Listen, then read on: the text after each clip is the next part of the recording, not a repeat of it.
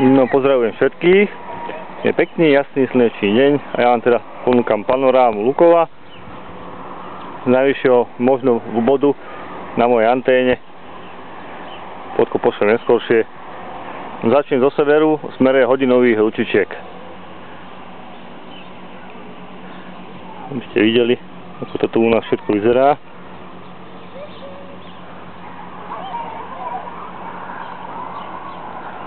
Pozadí sa črtá Zobor, sídlisko Kokočina, na tým smerom sídlisko Diely, pohľad smerom na Nitru, smer, trošku do toho bude svietiť slnko, tak bude to možno tmavé. Ako to vyzerá aj podo mnou trochu. Nádherný výhľad aj pre moje antény. Signál majú dobrý.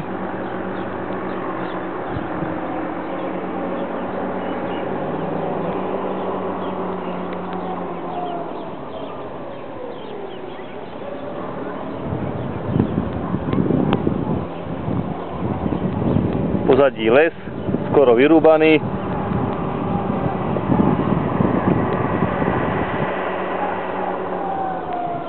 Smer Šala, možno vidíte pozadí komíny, asi nie. Pohľad na záhradkárskú osadu a ďalej je ešte dedina Párovské háje.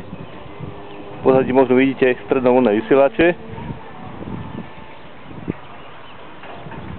Ešte aj dole, ako to vyzerá.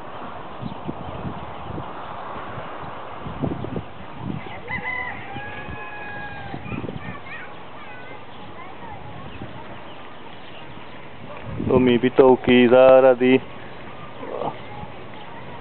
Pozadí bývalé maštale. Teraz tam funguje ešte naďalej. Niečo chovajú.